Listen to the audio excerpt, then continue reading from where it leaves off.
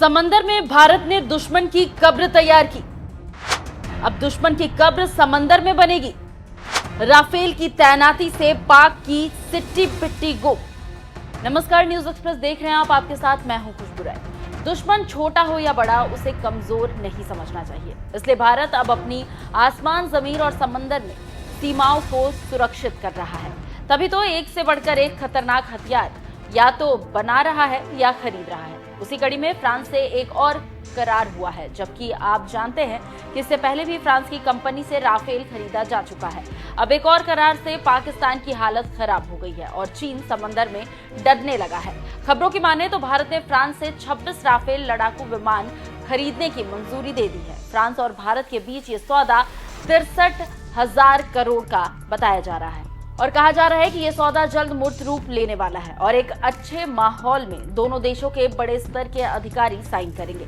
News agency की माने तो इस डील के तहत नौसेना को 22 सिंगल सीटर और 4 ट्विन सीटर राफेल विमान मिलेंगे। रक्षा मामलों के जानकारों की माने तो नौसेना को 22 सिंगल सीटर और जेट के साथ साथ 4 ट्विन सीटर वेरिएंट भी मिलने वाले हैं।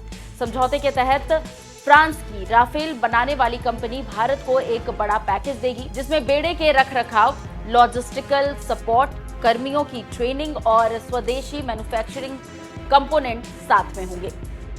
यहाँ आपको एक बात बताते चले कि भारत जिस भी देश से हथियार खरीदता है तो ये शर्त रहती है कि वो देश खराबी को दूर करने के लिए भारत में अपनी कंपनी स्थापित करेगा और अगर जो देश या कंपनी शर्त मानती है वो देश भारत में अपना कारखाना लगाता है और उसी शर्त पर फ्रांस राफेल के लिए कंपनी स्थापित करने वाला है।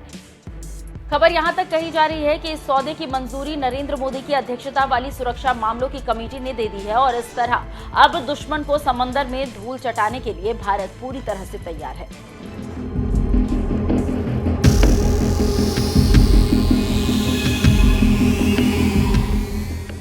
राफेल को लेकर एक और जानकारी सामने आई है कि राफेल स्वदेशी विमान वाहक युद्धपोत पर तैनात होंगे। इससे समुद्र में नौसेना की ताकत में इजाफा होगा।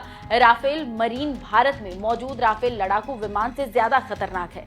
इसका इंजन सबसे ज्यादा टार्क पैदा करता है। मीडिया रिपोर्ट्स की माने तो राफेल मरीन लड़ाकू विमानों की आपूर्ति 4 साल बाद मिलेगी। मतलब ये हुआ कि जब चुनाव का समय आएगा और नई सरकार बनेगी या मोदी सरकार फिर रिपीट होंगे, तब ये मरीन विमान भारत को मिलेगा। उसके बाद भारत पूरे बेड़े को 2031 में शामिल कर लेगा। रक्षा मामलों के जानकारों की माने तो एक बार आपूर्ति हो जाने के बाद ये जेट विमान भारत के विमान वाहक पोत आईएनएस विक्रमादित्य और स्वदेशी आईएनएस विक्रांत से चलेंगे, जो पुराने हो रहे MiG-29 के बेड़े की जगह लेंगे। भारत फ्रांस डील में जल्द डिलीवरी तय समय सीमा पर होगी।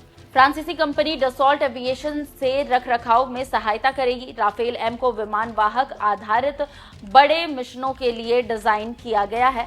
इसमें मजबूत लैंडिंग गियर, अरेस्ट रिकवरी ऑपरेशनों को अंजाम दिया जा सकता है। सुरक्षा मामलों के जानकारों की माने तो ये एक ऐसी तकनीक है जिसका उपयोग नौसेना के विमान वाहकों पर विमान को लॉन्च करने और वापस लाने के लिए किया जाता है। इससे आप समझ सकते हैं कि कैसे समंदर में भारत अपनी ताकत को बढ़ाएगा और क्या करेगा। इसी को लेकर अब कहा जा रहा है कि समंदर में भारत की सीमाएं चीन से ज्यादा लगती है और पाकिस्तान से कम। फिर भी दोनों देशों से भारत की पुरानी राइवलरी है। ऐसे में भारत का यह खतरनाक विमान खरीदना शानदार समझौता है।